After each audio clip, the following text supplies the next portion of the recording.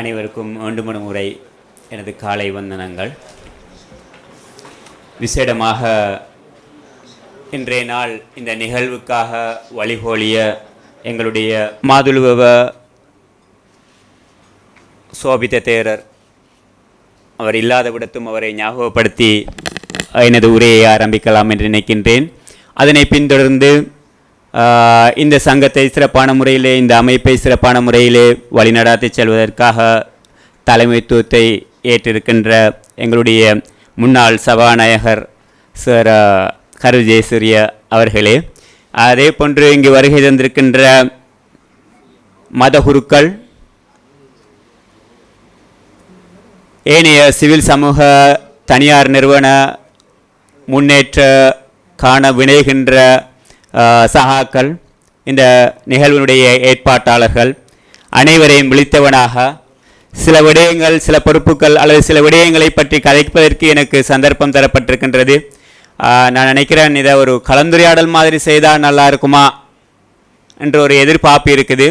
ஆகவே உங்களுடைய கருத்துக்கள் இருக்குமாக இருந்தால் நீங்கள் இந்த இடத்துல முன்வைக்கலாம். இதற்கு முதல் பேசியவர்கள் பல விடயங்களை தத்துவரூபமாக, லொஜிக்காக முன்வைத்தார்கள். இருந்தாலும் அனுபவமாக, அதே மாதிரி எங்களோட வெளிக்களத்திலே உள்ள சர்ச்சையாக அல்லது தீர்வாக உள்ள சில விடயங்களை இங்கே கதைக்கலாம் என்று நினைக்கின்றேன். எங்களுடைய இந்த தலைப்புகள் நீதியான சமுதாயத்திற்கான தேசிய இயக்கத்தினுடைய நோக்கம், அதே மாதிரி இங்கே இணைக்கப்பட்டிருக்கின்ற ஏனைய இணைப்பாளர்கள் இன மதம் மற்றும் மத நல்லிணக்கத்தை ஏற்படுத்துவதன் ஊடாக நாங்கள் எதிர்பார்க்கின்ற அந்த கட்டமைப்பை எவ்வாறு கொண்டு வரலாம் என்று சில விடயங்கள், நீங்கள் பல அமைப்புகள், பல செயற்பாடுகளை நீங்கள் செய்திருப்பீர்கள்.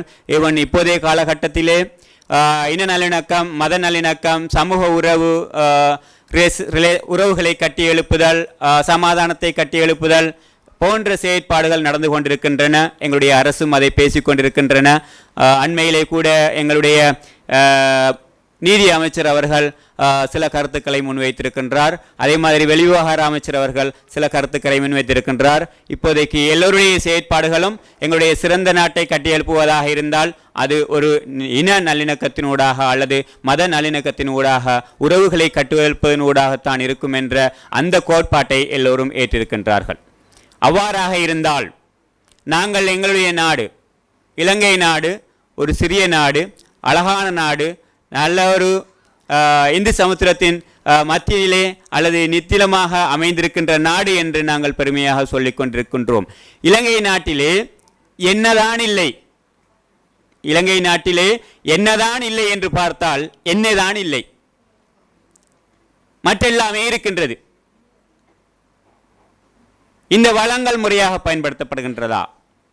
இந்த வளங்கள் முறையாக பகிர்ந்தளிக்கப்பட்டிருக்கின்றதா? இந்த வளங்களை பயன்படுத்தக்கூடிய தந்திரோபாயங்கள், தொழில்நுட்பங்கள் எங்களுடைய நாட்டிலே இருக்கின்றதா, உருவாக்கப்பட்டிருக்கின்றதா என்று பார்த்தால் இல்லை. அல்லது எங்களுடைய சமூகம், எங்களுடைய பிரஜை, எங்களுடைய வளங்களாகிய மனித வளம் இந்த நாட்டுக்கு தேவையான முறையிலே வளர்க்கப்பட்டிருக்கின்றதா அல்லது விருத்தியாக்கப்பட்டிருக்கின்றதா, வழிநடாத்தப்பட்டு வருகின்றதா என்று பார்த்தால் அதுவும் இல்லை. ஆக நாங்கள் மற்றவர்களுக்கு எங்களுடைய வளங்களையும், மனித வளங்களையும், ஏனைய கனிம வளங்களையும் தாரை வார்த்து கொடுத்து தங்கி நிற்கின்ற கடனாளி நாடுகளாக மாறிக்கொண்டிருக்கின்றோம் என்பதனை யாராலும் மறுக்க முடியாது, மறைக்கவும் முடியாது. ஆகவே இந்த இடத்திலே எமது நாட்டை நாங்கள் எல்லோரும் இணைந்து கட்டியெழுப்பி எமது வளங்களை எமது நாட்டினுடைய அபிவிருத்திக்காக பயன்படுத்தப்பட வேண்டிய ஒரு தேவைப்பாடு இருக்கின்றது. ஆகவே நாங்கள் இதற்கு முன்னர் பேசியவர்கள் போன்று பாராளுமன்றத்திலோ அல்லது ஜனாதிபதி தேர்தலிலோ காட்டுவது அல்ல. முதலாவது நாங்கள் எங்களிடத்திலே மாற்றத்தை கொண்டு வர வேண்டிய ஒரு தேவைப்பாடு இருக்குது. ஒரு தனி மனிதனாக, ஒரு சிவில் சமூகமாக நாங்கள் எல்லோரும் எங்களிடத்திலே மாற்றத்தை கொண்டு வர வேண்டும். அந்த மாற்றம் எங்கிருந்து வர வேண்டும் என்று நாங்கள் பார்க்க வேண்டிய தேவைப்பாடு இருக்கின்றது. அது உன்னிலும் என்னிலும் இருந்து வர வேண்டிய ஒரு மாற்றமாக இருக்கின்றது. உன்னுடைய உள்ளத்திலும் என்னுடைய உள்ளத்திலும் இருந்து வர வேண்டிய மாற்றமாக இருக்கின்றது. நாங்கள் முதலாவது எங்களுடைய நாட்டை நேசிக்க வேண்டும். இது என்னுடைய நாடு என்று பெருமையோடு சொல்வதற்கு நாங்கள் தயாராக இருக்க வேண்டும். இன்று பலர் நான் ஸ்ரீலங்கன், வெளிநாடு போனால் நான் ஸ்ரீலங்கன் என்று சொல்வதற்கு வெட்கப்படுகின்றார்கள். ஏன்? எங்களுடைய நாட்டிலே நடந்து கொண்டிருக்கின்ற அந்த செயற்பாடுகள் எங்களை அந்த அளவுக்கு வெட்கித்து இருக்கக்கூடிய ஒரு சூழ்நிலைக்கு உருவாக்கி இருக்கின்றது. அரசியல்வாதிகளை எடுத்தால் எந்த எலெக்ஷன் வந்தாலும் பரவாயில்லை, மேடை பேச்சிலே அவர்கள் சொல்வார்கள், எங்களுடைய நாட்டை நாங்கள் சிங்கப்பூராக்கி காட்டுவோம். ஏன்? எங்களுடைய நாட்டுக்கு பிறகுதான் சுதந்திரம் அங்கே கிடைத்தது. ஏறத்தாழ 75 வருடங்களுக்கு முன்னர் நாங்கள் சுதந்திரத்தை பெற்றிருக்கின்றோம். காலனித்துவ ஆட்சியிலிருந்து நாங்கள் விடுதலை பெற்றிருக்கின்றோம். இதுவரைக்கு என்ன மாற்றத்தை நாங்கள் கண்டிருக்கின்றோம்? இந்த பிரிவினைவாதமும் சகோதரர் இளங்கோவன் அழகான முறையில் சில விடயங்களை நான் கதைக்க இருந்த விடயங்கள் சிலவற்றை அவர் கவர் பண்ணி சென்றார். உண்மைக்கு பிரயோசமான விடயம், யார் கதைத்தாலும் அது பிரயோசமான விடயம். பிரிவினைவாதத்தை நாங்கள் உருவாக்கி இருக்கின்றோம். அரசியல் பேசுகின்ற ஒவ்வொருத்தரும் எதை பேசுகின்றார்கள்? இனவாதத்தையும் பிரிவினைவாதத்தையும் ஜியோகிராபிக்கலாக புவியியல் ரீதியாக இருக்கின்ற அந்த பிரிவுகளையும் காட்டிய இன்று அரசியல் செய்து கொண்டிருக்கிறார்கள். இதனால் நாங்கள் எங்கே சென்று கொண்டிருக்கின்றோம்? ஒவ்வொரு இனமும் ஒவ்வொரு மதமும் ஒவ்வொரு மனிதனும் இன்னொரு இனத்தையும் இன்னொரு மதத்தையும் இன்னொரு மனிதனையும் விரோதியாக பார்க்கின்ற ஒரு சூழலுக்கு உருவாக்கப்பட்டிருக்கின்றோம். எந்த மார்க்கமும் சொல்லவில்லை நீ இன்னொரு மதத்தை நீ நிங்கித்து வாழ், எந்த மார்க்கமும் சொல்லவில்லை நீ இன்னொரு மனிதனை விரோதியாக பார்த்து வாழ், எந்த ஒரு மார்க்கமும் சொல்லவில்லை நீ இன்னொரு மனிதனுக்கு துரோகம் செய்து வாழ் என்று சொல்லவில்லை. ஆனால் எங்களுக்கு பிரிவினைவாதம் எப்போது ஆரம்பிக்கப்பட்டதோ அப்போதிலிருந்தே நாங்கள் மனித குலத்திற்கு மனித நாகரிகத்துக்கு துரோகம் செய்து கொண்டவர்களாக வாழ்ந்து கொண்டிருக்கின்றோம். இந்த காலனித்துவ ஆட்சி இருக்கின்ற காலத்திலேயே எங்களுக்கு மத்தியில் இந்த பிரிவினைவாதம் உருவாக்கப்பட்டு விட்டது. ஆகவே அதுக்கு முழுமையான பொறுப்பாளர்கள் நாங்கள் அல்ல. ஆனாலும் இன்று வரை மீளாமல் இருக்கின்றோமே, அதனாலே நாங்கள் எல்லோரும் பொறுப்புதாரிகள். அதை நாங்கள் சிந்திக்க வேண்டியவர்களாக இருக்கின்றோம். பிரித்தானியுடைய ஆதிக்கத்தின் கீழே இருக்கின்ற பொழுது எமது சகோதரர்கள் முஸ்லிம், தமிழ், சிங்களம், ஏனைய சிறுபான்மையினர்கள் எல்லோரும் ஒற்றுமையாக இருந்தார்கள். அவருடைய ஆதிக்கத்தின் கீழ் அவர்களால் எங்களுடைய வளங்களை சுரண்ட முடியாது. எங்களுடைய மக்கள் ஒற்றுமையாக இருந்தால் நாங்கள் அவர்களை அடிமையாக வைத்திருக்க முடியாது என்பதற்காக அவர்கள் தந்திரோபாயமாக பிரித்தார்கள். அந்த பிரிவினையின் அடிப்படையிலே தான் இன்று நாங்கள் எல்லோரும் வாழ்ந்து கொண்டிருக்கின்றோம். அந்த அடிப்படையில் நாங்கள் பார்த்தோமாக இருந்தால் முதலாவது உருவாக்கப்பட்ட கட்சிகள் பல இருக்கின்றன. என்னைவிட அரசியல் தெரிந்தவர்கள் இருப்பீர்கள், படித்தவர்கள் இருப்பீர்கள். அரசியல் கட்சிகள் எப்போது இன ரீதியாகவும் மத ரீதியாகவும் உருவாக்கப்பட்டதோ அப்போதிலிருந்தே இங்கு பிரிவினை பெருக்கெடுக்க தோண்டிவிட்டது. நாங்கள் பார்க்கலாம், சொல்லுவார்கள் சிங்கள தனிச்சட்டம் கொண்டு வரப்பட்டது. அதே போன்று கொழும்பு கண்டி யாத்திரை எங்கிருந்து வந்தது, எதற்காக வந்தது? இவைகளை நாங்கள் சிந்திக்கின்ற பொழுது உண்மையாக நாங்கள் ஒரு சிலர் மாத்திரம்தான் இலங்கைக்குரியவர்கள், மற்றவர்கள் எல்லோரும் வெளியிலிருந்து வந்தவர்கள் அல்லது அவர்கள் அடிமைகளாக இருக்கக்கூடியவர்கள் என்ற அந்த எண்ணப்பான்கை அங்கே உருவாக்குகின்றது. அதே மாதிரி இன்னொன்று சொல்லுவார்கள் ஸ்ரீ சட்டம். இவ்வாறாக எங்களுடைய வரலாறுகளை நாங்கள் தோண்டி பார்க்கின்ற பொழுது உண்மையான வரலாறுகளை, இப்போது புத்தகத்திலே வருகின்ற வரலாறுகளோ அல்லது நாங்கள் இப்ப படித்துக் கொண்டிருக்கின்ற வரலாறு அல்ல, உண்மையான வரலாறுகளை தோண்டி பார்க்கின்ற பொழுது ஏன் தமிழ் மக்கள் தனிநாடு கேட்டார்கள்? ஏன் இந்த கோஷம் எழுந்தது? அப்போது இருந்த முஸ்லிம் லீக் கட்சி கூட பெரும்பான்மை கட்சிகளோடு சேர்ந்துதான் இருந்தது. ஆனால் தனிநாடு கேட்ட தமிழ் மக்கள், தமிழ் பேசுகின்ற மக்கள் இணைந்தவர்கள், அவர்கள் ஏன் கேட்டார்கள் என்றால் எங்களுடைய நாடு சுதந்திரமானதும் நீதியானதும் நிதானமானதுமான ஆட்சிக்குள்ளாக்கப்பட வேண்டும், எந்தவித வேற்றுமையிலும் இருக்கக்கூடாது என்பதற்காக அந்த கொள்கை உருவாக்கப்பட்டது. ஆகவே எல்லாவற்றையும் நாங்கள் தாண்டி இப்போது சொத்துக்கள், உயிர்கள், அதே போன்று உடைமைகள் எல்லாவற்றையும் இழந்து இன்று இதற்கு முன்னர் பேசியவர்கள் சொன்னது போல் கடன்காரர்களாக இருக்கின்ற நிலையிலே இப்பொழுது எங்கள் எல்லோருக்கும் ஒரு ஞானம் பிறந்திருக்கின்றது. நாங்கள் எல்லோரும் ஒற்றுமையாக வாழ்வோமா என்று கேட்கிறோம். ஆகவே ஒற்றுமையாக வாழ்வதற்கு நாங்கள் மாற்றங்களை எங்கிருந்தோ கொண்டு வர தேவையில்லை. நாங்கள் இன்று எங்களுடைய கிராமத்திலிருந்து எண்ணிலிருந்து நாங்கள் ஆரம்பிக்கலாம். அதை எப்போது ஆரம்பிப்போம் என்ற கேள்வி எங்களுக்கு இருக்கலாம். அதை இப்போதிலிருந்து அல்லது இன்றிலிருந்தே நாங்கள் எல்லோரும் ஆரம்பிக்க நினைப்போம். அதற்கான செயற்பாடுகளில் நாங்கள் எல்லோரும் இறங்குவோம் என்ற அந்த முதலாவது வேண்டுகோளை விடுத்தவனாக இரண்டாவது விடயத்துக்கு நான் வருகின்றேன். இன்று நாங்கள் பல சமூக நிறுவனங்கள் இங்கே வருகின்றிருக்கின்றார்கள். அரசு சார்பற்ற நிறுவனங்களாக இருக்கலாம், அரசு சார்பான நிறுவனங்களாக இருக்கலாம், ஏன் அமைச்சுக்களாக இருக்கலாம். அனைத்துமே இப்ப பேசு பொருளாக இருக்கின்றது இந்த நல்லிணக்கம். எல்லோரும் அறிந்து விட்டார்கள், எல்லோரும் புரிந்து கொண்டார்கள். நாங்கள் இன நல்லிணக்கத்தை அல்லது மத நல்லிணக்கத்தை ஏற்படுத்தாமல் எந்த விதமான செயற்பாடுகளையும் செய்ய முடியாது என்று. இன்று நாங்கள் திருவோணமலை எடுத்துக்கொண்டாலும் சரி, மட்டக்களப்பை எடுத்துக்கொண்டாலும் சரி, எங்கள் எல்லோரையும் பிரித்து வைத்திருக்கின்றவர்கள் யார் என்று பார்த்தால் எங்களுடைய தலைவர்களாக நாங்கள் கருதுகின்றவர்கள். அவர்களுடைய வாசிக்காக வேண்டி, அவருடைய லாபத்துக்காக வேண்டி அவர்கள் பிரித்து வைத்திருக்கின்றார்கள். சகோதரர் இளங்கோவன் சொன்னது போன்று எங்கள் மத்தியில் தொடர்பு இருக்கலாம். ஆனால் ஒரு விடயத்தை பற்றி பேசுகின்ற பொழுது நாங்கள் அவர்களை எதிரியாக பார்த்துத்தான் பேசுகின்றோம். உரிமைகளை பற்றி பேசுகின்ற பொழுது இவர்களால் நாங்கள் மழுங்கடிக்கப்படுகின்றோம் அல்லது உரிமைகள் மீறப்படுகின்றோம் என்று நாங்கள் சொல்லுகின்றோம். கலாச்சாரத்தை பற்றி பேசுகின்ற பொழுது நாங்கள் எல்லோரும் எங்களுடைய கலாச்சாரம் இது எங்களுக்குரிய சொத்து, இது எங்களுக்குரிய ஏரியா, இது எங்களுக்குரிய வளம் என்று நாங்கள் ஒவ்வொருத்தரும் பிரிந்து விடுகின்றோம்.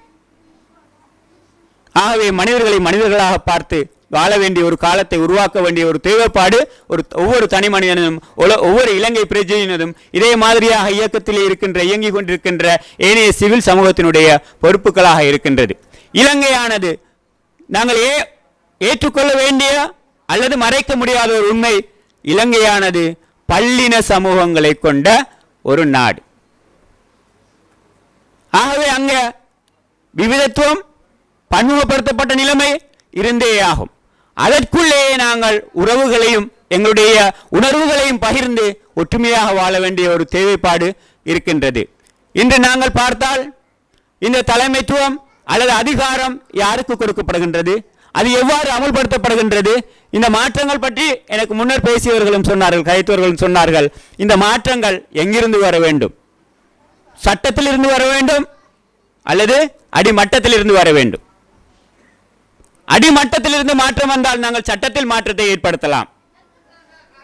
ஆகவே நாங்கள் உருவாக்குகின்றவர்களை சட்டத்தில் மாற்றத்தை ஏற்படுத்தக்கூடியவர்களாக, சட்ட அமலாக்கத்தில் மாற்றத்தை ஏற்படுத்தக்கூடியவர்களாக நாங்கள் உருவாக்க வேண்டிய தேவைப்பாடு எங்களுக்கு இருக்கின்றது. இப்ப நாங்கள் பார்த்தோமா இருந்தால் எங்களுடைய நாட்டினுடைய சட்டம் தெளிவாக சொல்லும் சில விடயங்களை. ஆனால் அது அமுல்படுத்தப்படுகிற விதங்களை நாங்கள் பார்த்தோமா இருந்தால் அது பக்கச்சார்பாக இருக்கும். நாங்கள் எங்களுடைய பொருளாதாரத்தை இந்த நிலைமைக்கு தள்ளியிருப்பதற்கு காரணமும் இந்த பாகுபாடான அமலாக்கங்களும் இந்த ரூல் ஆஃப் லா, சட்டத்தின் ஆட்சி முறையாக எங்களுடைய நாட்டிலே அமுல்படுத்தப்படாமையுமாகும் என்றதில் எந்த விதமான ஒரு ஆட்சேபனையும் இல்லை, சந்தேகமும் இல்லை. ஆகவே நாங்கள் எல்லோரும் இந்த இடத்துல விழித்தெழ வேண்டிய, ஒற்றுமைப்பட வேண்டிய, சகோதரர்களாக கைகோர்க்க வேண்டிய ஒரு காலம் வந்துவிட்டது. ஆகவே நாங்கள் எல்லோரும் இந்த அரசியலுக்காக வேண்டியோ அல்லது ஒரு கட்சியினுடைய ஆட்சிக்காக வேண்டியோ அல்லது எங்களுடைய தேர்தலுக்காக வேண்டியோ அல்லாமல் பிரதேச ரீதியாக, மாவட்ட ரீதியாக, மாகாண ரீதியாக, ஏன் என்னுடைய நாடு என்ற அடிப்படையில் நாங்கள் எல்லோரும் ஒன்று சேர வேண்டிய ஒரு தேவை இருக்கின்றது. ஆகவே அந்த தேவை நிமித்தம் நாங்கள் எல்லோரும் கைகோர்க்க வேண்டிய ஒரு தேவை இன்று எழுந்திருக்கின்றது. அதற்காகத்தான் இவ்வாறான அமைப்புகள் இன்று செயல்பட்டு கொண்டிருக்கின்றார்கள். எம்மை போன்ற சிவில் சமூகங்களும் நாங்கள் எங்களால் முடியுமான செயற்பாடுகளை நாங்கள் செய்து வருகின்றோம்.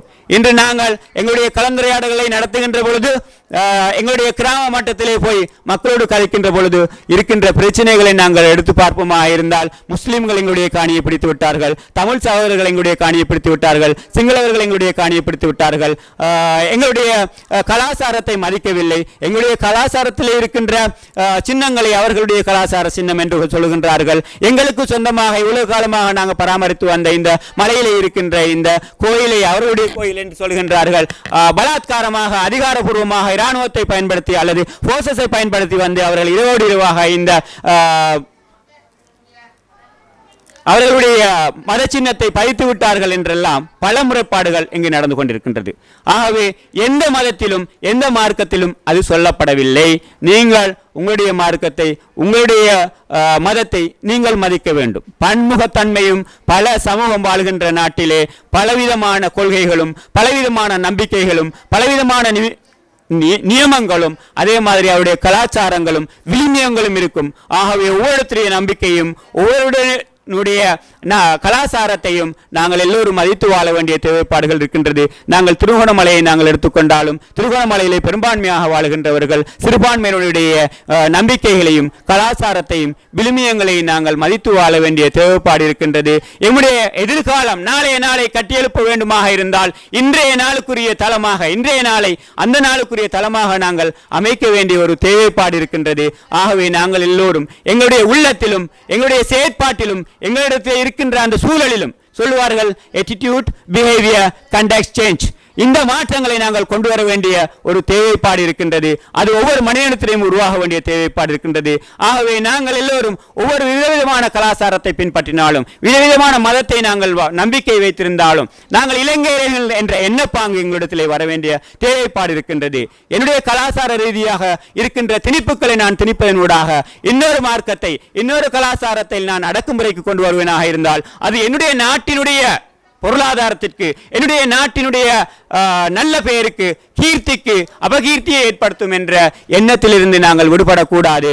ஆகவே நாங்கள் எல்லோரும் இன்றிலிருந்து நாங்கள் தீர்மானித்துக் கொள்வோம். நிச்சயமாக நாங்களும் எங்களுடைய நாட்டை கட்டியெழுப்பதற்கு பங்குதாரர்களாக இருக்கின்றோம். என்னாலும் முடியும். எதிர்காலத்திலே வர இருக்கின்ற சமூகத்துக்கு சிறந்த உதாரணமாக இருக்க முடியும் என்ற அந்த எண்ணப்பாங்குகளை நாங்கள் பார்க்க வேண்டிய தேவைப்பாடு இருக்கின்றது. உண்மையாக நாங்கள் வரலாறுகளை படித்து பார்க்கின்ற பொழுது நாங்கள் எல்லோரும் வெட்கித்து தலைகுனிய வேண்டிய தேவைப்பாடு இருக்கின்றது. ஒரு சிலரால் போட்டப்பட்டுக் கொண்டிருக்கின்ற அரசியல் கட்சி தலைவர்கள் அரசியலை உருவாக்கியவர்களை பார்க்கின்ற பொழுது வெக்கமாக இருக்கின்றதா நான் சொல்லித்தானாக வேண்டும். எங்களுடைய நாட்டை காட்டி கொடுத்தவர்கள் மொட்டையாக சொல்வதாக இருந்தால் வெளிச்சமாக சொல்வதாக இருந்தால் எங்களுடைய நாட்டை காட்டி கொடுத்தவர்கள் தான் அவர்கள். ஆழமாக சிந்தித்தால் அதுதான் நடந்திருக்கின்றது. அதுக்கு பிறகு இன ரீதியான சமய ரீதியான கலாச்சார ரீதியான ஒடுக்குமுறைகள் அடக்குமுறைகள் ஏற்பட்டுதான் இன்று எங்களுடைய நாடு இந்த நிலைமையில இருக்கின்றது. ஆகவே இந்த நாட்டை நாங்கள் ஏதோ ஒரு கனவு காண வேண்டிய ஒரு தேவைப்பாடு இருக்கிறது. ஏதோ ஒரு இலக்கோடு நாங்கள் செல்ல வேண்டிய ஒரு தேவைப்பாடு இருக்கின்றது. ஆகவே நாங்கள் எல்லோரும் இன்று எங்களுடைய கல்வி திணைக்களத்தை எடுத்துக்கொண்டாலும் கல்வியை எடுத்துக்கொண்டாலும் இலவசமாக கல்வியை எடுத்துக்கொண்டால் 9ஆம் ஆண்டு கல்வி திட்டத்தில் அழகாக போட்டிருக்கின்றார்கள். ஒரு பிள்ளை ஸ்மார்ட்டாக தன்னுடைய கோல இலக்கை அடைவதற்கு என்ன வகையான செயற்பாடுகளை செய்ய வேண்டும் என்ற அந்த திட்டம் அழகாக வகுக்கப்பட்டிருக்கின்றது. அதை ஏன் நாங்கள் எங்களுடைய வாழ்க்கையில நாங்கள் இன்ஷா அல்லாஹ் இறைவனுடைய சித்தம் இருந்தால் எதிர்காலத்திலே இன்னும் 5 வருடத்தில் எங்களுடைய நாடு இன்னும் 5 வருடத்தில் எங்களுடைய திருவண்ணாமலை மாவட்டம் இன்னும் 5 வருடத்தில் என்னுடைய கிராமம் இன்னும் 5 வருடத்தில் நான் எப்படி இருக்க வேண்டும், எவ்வாறு இந்த நாட்டினுடைய பொருளாதாரத்திற்கு எவ்வாறு இந்த நாட்டினுடைய சமாதானத்திற்கு எவ்வாறு இந்த நாட்டினுடைய பொருளாதார மீட்சிக்கு பங்களிப்பு செய்யலாம் என்று சிந்திக்க வேண்டிய காலகட்டம் இங்கே கனிந்து கொண்டிருக்கின்றது. ஏனென்று சொன்னால் பல்துறை சார்ந்தவர்கள் இன்று இந்த நல்லிணக்கம் தொடர்பாக பேசிக் கொண்டிருக்கின்றார்கள். ஒரு காலத்தில் நல்லிணக்கம் சம்பந்தமாக நிறுவனங்கள் செயல்பட்டால் அரசு அதிகாரிகளுக்கு அது விருப்பமில்லை. சமய ரீதியாக சமய தலைவர்களுக்கு அது விருப்பமில்லை. அரசியல்வாதிகளுக்கு அது விருப்பமில்லை. ஏன்? எல்லாரும் ஒன்றுபட்டால் எங்களுக்கு கிடைக்கிற வாக்குரிமை கிடைக்குமான்றது தெரியாது. ஆக ஜனநாயக நாடு அழகான முறையில் சொன்னார். ஜனநாயக சோசலிச குடியரசு சொல்றதுக்கு அழகாத்தான் இருக்கு, குளுமையாகவும் இருக்கு, இதமாகவும் இருக்கு. எங்களோட நாட்டில் அதுக்கேற்ற என்ன நடைமுறை இருக்குன்னு நாங்கள் பார்த்தோமா இருந்தா என்ன இருக்கு? பேரளவில் இருக்கு ஜனநாயக சோசலிச குடியரசு.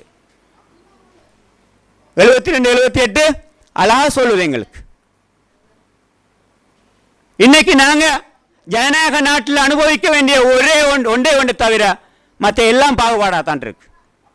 வாக்கு போடுறப்ப மட்டும் எல்லாருக்கும் வாக்குரிமை இருக்கு. வாக்கு போடுறப்ப மட்டும் எல்லாருக்கும் வாக்குரிமை இருக்கு. ஆனா மற்ற எல்லாம் நாளாந்த கொடுப்பனவு நாங்கள் ஊழியர்களை எடுப்போம், லேபர்களை எடுப்போம். நாளாந்த கொடுப்பனவு மாவட்டத்துக்கு மாவட்டம், திணைக்களத்துக்கு திணைக்களம், செயற்பாட்டுக்கு தொழிலுக்கு தொழில் மாறுபடுகின்றது. சம்பளங்களை எடுத்துக்கொண்டால் அதே நிலைமை ஏற்பட்டிருக்கின்றது. நாங்கள் ஒவ்வொரு பிரச்சனையாய் ஒவ்வொரு பாகுபாடாய் ஒவ்வொன்றாய் நாங்கள் எல்லோரும் பேஸ் பண்ணி பண்ணி பண்ணி பண்ணி கடைசியாக அறகலையிலிருந்து கோவிட்ல இருந்து இப்போ பெரியோரு பிரச்சனை இந்த பொருளாதார பிரச்சனைக்குள்ள நாங்கள் எல்லாரும் வந்திருக்கிறோம். இந்த பொருளாதார பிரச்சனைக்கு எங்கள் நாட்டில் இருக்கிற எல்லா வளங்களும் பெரும்பான்மையான வளங்கள் அடகு வைக்கப்பட்டுள்ளது. அது நிறைய பேருக்கு தெரிஞ்சிருக்கும், சிலருக்கு தெரியாமல் இருக்கலாம். இவன் திருகோணமலையும் அடகு வைக்கப்பட்டு விட்டது. ஆகவே எங்களுடைய வளங்கள் விற்கப்பட்டு அல்லது எங்களை காட்டி இன்று கடன் பெறப்பட்டு ஒவ்வொரு தலையும் ஏறத்தாழ 10 லட்சத்துக்கு மேல கடன்தாரிகளாக இருந்து கொண்டிருக்கின்றோம். வார சம்பளத்தில் நாங்கள் வாழவே முடியாது. ஒரு தலையும், அதாவது ஒவ்வொரு நேஷனல் ஐடென்டி வச்சிருக்கிறவனும் 10 லட்சத்துக்கு மேல கடன் கட்டணுமா இருந்தால் அவனுடைய நிலைமை என்ன? அண்மையில் ஏற்பட்டிருக்கின்ற இந்த பொருளாதார நெருக்கடியில் நாங்கள் பார்த்தோமா இருந்தால், என்கிட்ட ஒரு சார் சொன்னார், ஆசிரியர் சார், என் சம்பளத்தில் கொஞ்சம் கொஞ்சமாக மிச்சம் பிடிச்சி ஒரு காணி ஒன்று வாங்கினேன் சார். இப்போ இந்த பிரச்சனைக்கு பிறகு ஒவ்வொரு மாதமும் 20,000 துண்டு விழுந்து வருது சார். அந்த காணியை விற்றா தான் நான் இப்போ அந்த கடனை கட்டக்கூடிய அளவுக்கு இருக்கிறேன். இது அரசு அதிகாரிகளுடைய அரச உத்தியோகத்தர்களுடைய நிலைமை. வியாபாரிகளுடைய நிலைமை என்ன? 5,000 ரூபா நான் முதலீடு செய்த வேலைக்கு 500 ரூபா கிடைக்குமா இருந்தால் இப்போ 15,000 ரூபா முதலீடு செய்தால் தான் அந்த 500 ரூபாயை நாம் பெற முடியும். இந்த நிலைமைக்கு நாங்கள் எல்லாரும் ஆளாகி இருக்கிறோம். ஆகவே நாங்கள் எல்லோரும் இந்த நல்லிணக்கத்தை, இந்த மத நம்பிக்கைகளை மதிக்க வேண்டியவர்களாக இருக்கின்றோம். இன்று நாங்கள் பெரிய அளவிலே பேச வேண்டிய தேவைப்பாடாக இருக்கின்றது. அதை திட்டமிட்டு பேச வேண்டிய தேவைப்பாடாக இருக்கின்றது. இந்த நல்லிணக்க, மத நல்லிணக்கத்தை அல்லது இன நல்லிணக்கத்தை எவ்வாறு கொண்டு வரலாம் என்று.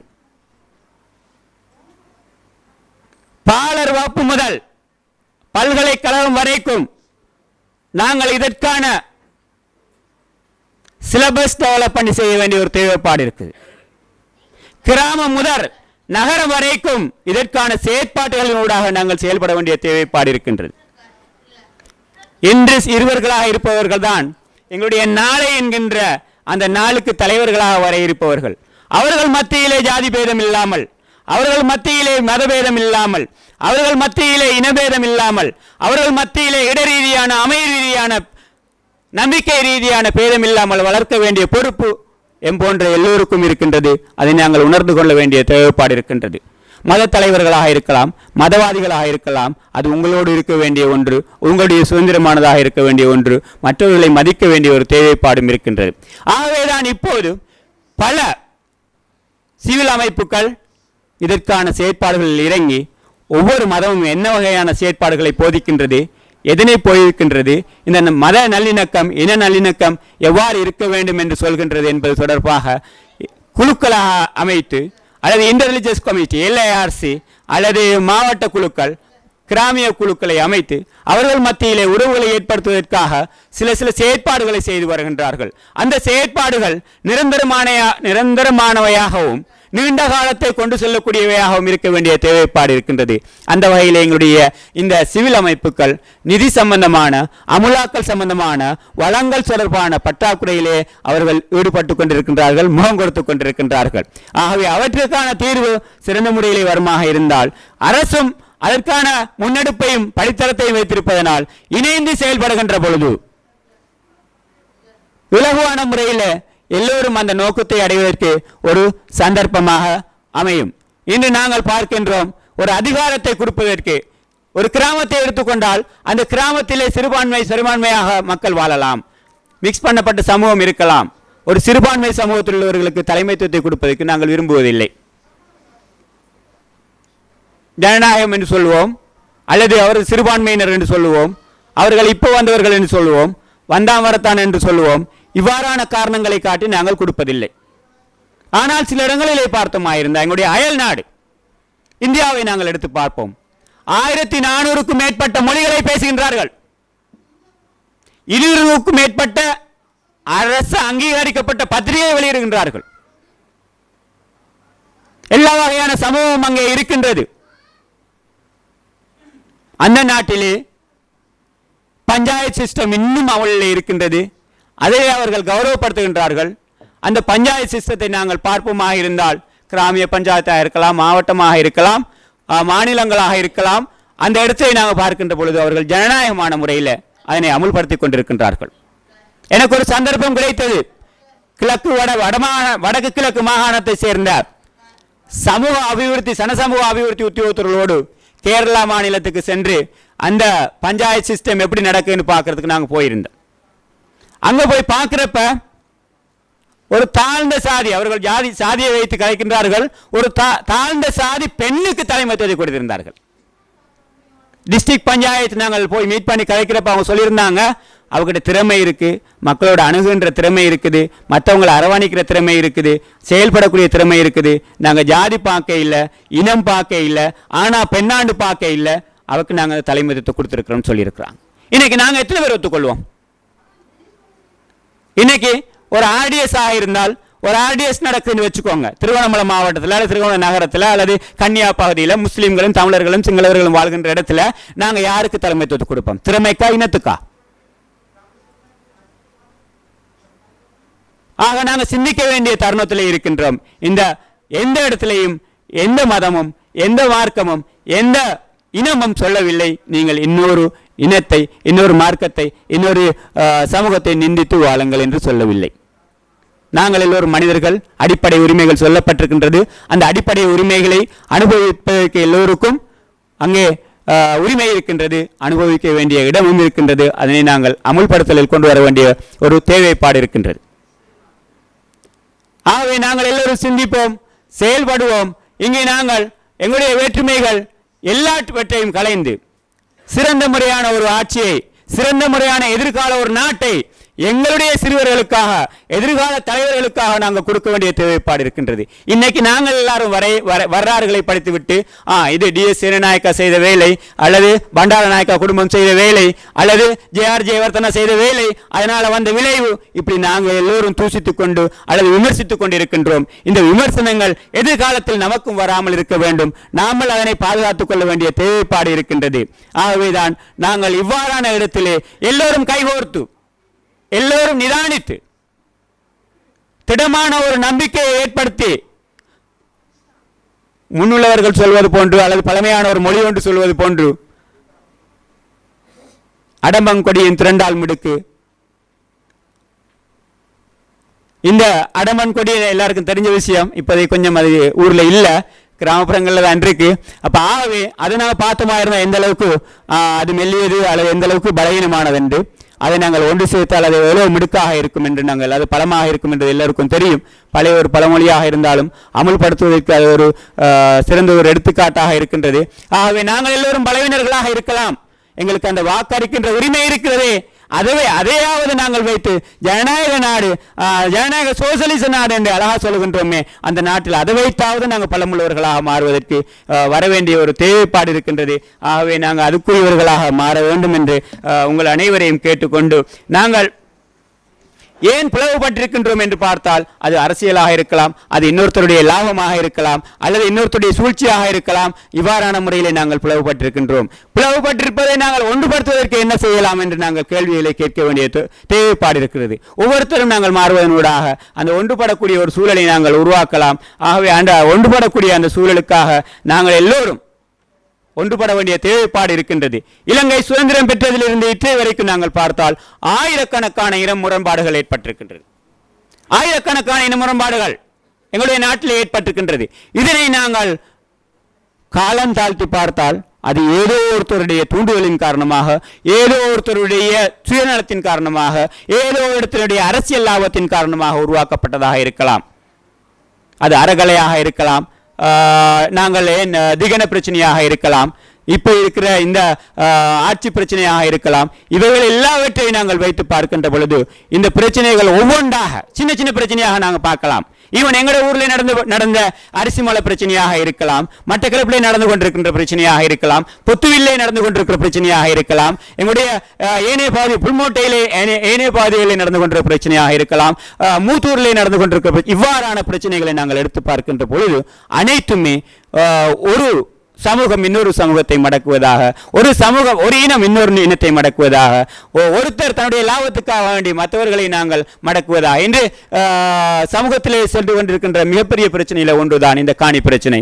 காணி பிரச்சனை எப்படி நடக்குது என்றதை நாங்கள் பார்ப்போமா இருந்தால், அரச அல்லது அதிகாரம் மிக்க பலமிக்கவர்கள் பலமில்லாதவர்களுடைய காணிகளை அல்லது அரசு அங்கீகாரம் இல்லாத காணிகளை பலாத்காரமாக பிடித்துக்கொண்டு தங்களுடைய காணிகள் என்று சொல்கின்ற கலாச்சாரம் இப்போது வந்து கொண்டிருக்கின்றது. அவர்களுக்கும் உதவுவதற்கு அரசு ஊழியர்கள் இருக்கிறார்கள், சட்டத்தை வகுப்பவர்களும் சட்டத்தை அமுல்படுத்துவர்களும் இருந்து கொண்டிருக்கின்றார்கள். இதனால் உண்மையாக பாதிக்கப்படுவர்கள் எம்போன்ற அடிமட்டத்திலே இருக்கின்ற கிராஸ்ரூட் லெவலில் இருக்கின்ற அடிமட்ட மக்கள் பாதிக்கப்படுகின்றார்கள். அதனால் அவர்கள் என்ன செய்கின்றார்கள்? உண்மையாக பிரச்சனைகளை வெளிக்கொணர்ந்து கக்குவதற்கு சந்தர்ப்பம் இல்லாமல் இருக்கிறார்கள். ஆகவே இவ்வாறான அமைப்புகள், இவ்வாறான சந்தர்ப்பங்கள் அல்ல இவ்வாறான கலந்துரையாடல்கள் கிராம மட்டத்திலே வைக்கின்ற பொழுது இதைவிட கூடுதலான விடயங்களை, இதைவிட கூடுதலான பிரச்சனைகளை, இதைவிட கூடுதலான சவால்களை மக்கள் எதிர்நோக்குகின்றார்கள் என்பதனை நாங்கள் காணக்கூடியதாக இருக்கும். ஆகவே ஒரு இனம் இன்னொரு இனத்தை புரிந்து வாழ வேண்டிய ஒரு தேவைப்பாடு இருக்கின்றது. புரிந்து கொள்ளாத வரைக்கும் நாங்கள் எந்த வகையிலுமே நாங்கள் ஒற்றுமையாகவோ ஒரு சிறந்த நாட்டையோ நாங்கள் கட்டி எழுப்ப முடியாது. ஆகவே ஒரு சிறந்த நாட்டை கட்டி எழுப்புவதற்கு நாங்கள் இந்த இடத்திலே நாங்கள் எல்லோரும் மாற்றத்தை ஏற்படுத்த வேண்டும். பெற்றோர்கள் பிரிவினையை வைத்திருக்கிறார்கள், ஆசிரியர்கள் பிரிவினையை வைத்திருக்கிறார்கள், ஏனைய அரசியல்வாதிகள் பிரிவினையை வைத்திருக்கிறார்கள், மத தலைவர்கள் பிரிவினை வைத்திருக்கிறார்கள். இவ்வாறான பிரிவினைகள் தான் எங்கள் எல்லோரையும் பிரித்து பிரித்து வைத்திருக்கின்றது. ஒரு காலத்திலே நான் தமிழ் சகோதரர்கள் தான் படித்தேன், தமிழ் ஆசிரியர்கள் தான் என்னை கற்பித்தார்கள். அவர்களை பற்றி நானோ என்னை பற்றி அவர்களை விமர்சித்தது கிடையாது. இப்போது கூட நிறைய நிறுவனங்களில் இருக்கின்றவர்கள், அரசார்பற்ற அரசு சார்பான நிறுவனங்களில் வேலை செய்கின்றவர்கள், எல்லா மதத்தையும் சார்ந்தவர்கள், எல்லா நம்பிக்கையும் சார்ந்தவர்கள், எல்லா மொழிகளையும் பேசக்கூடியவர்களிடம் பணியாற்றி கொண்டிருக்கின்றார்கள். அவர்களிடத்திலே அந்த ஒற்றுமையும் அந்த யூனிட்டியும் வருமாக இருந்தால் நிச்சயமாக நாங்கள் எல்லோரும் ஒன்றுபடக்கூடிய ஒரு சந்தர்ப்பம் எங்களுக்கு உண்டாகக்கூடிய ஒரு காலம் கணிந்திருக்கின்றது. ஆகவே கல்விக் கொள்கைகள் மாற்றத்தை நாங்கள் ஏற்படுத்துவதன் ஊடாக, அதனை முறையாக அமுல்படுத்துவதன் ஊடாக, சட்ட ஆட்சியை கொண்டு வருவதன் ஊடாக, சட்ட ஆட்சியை முறையாக அமுல்படுத்துவதன் ஊடாக நாங்கள் இவ்வாறான செயற்பாடுகளிலே மாற்றங்களை ஏற்படுத்தி ஒரு எதிர்கால சமுதாயத்திற்கு சிறந்த முன்மாதிரிகளான அரசியல்வாதிகளை அல்லது பொருளாதார நிபுணர்களை ஏனைய மக்களுக்கு முன்மாதிரிகளாக இருக்க வேண்டியவர்களாகவும் ஏனைய நாடுகளுக்கு முன்மாதிரியான நாடாகவும். சிங்கப்பூர் எங்களுக்கு பிறகுதான் சுதந்திரம் பெற்ற நாடு. சிங்கப்பூருடைய கரன்சி எங்களை விட குறைய நிலைமையில தான் இருந்துச்சு. ஆனால் இப்போ சிங்கப்பூர் நிலைமையை வச்சு நாங்கள் எல்லாரும் சொல்லி கொண்டிருக்கிறோம், நாங்கள் சிங்கப்பூர் ஆக்கித்தாரோம், சிங்கப்பூர் ஆக்கித்தாரோம்னு. ஆனால் சிங்கப்பூர் எங்கே எப்படி வந்துச்சு, வளர்ந்துச்சு, அதனுடைய கடின உழைப்பு என்னவாக இருந்துச்சு, அந்த 35 தொடக்கம் அல்லது 40 வருடங்களுக்குள்ளே அவர்கள் எவ்வாறு வளர்ந்தார்கள் என்று பார்த்தால் எங்களது நாட்டில் அது நடக்குமான்ற அந்த கேள்வியும் மறைமுகமாக இருந்து கொண்டிருக்கின்றது. ஆகவே சட்டத்தின் ஆட்சியை நாங்கள் முழுமையாக கொண்டு வருவதற்கு எங்களுடைய அதிகாரமாக இருக்கின்ற அந்த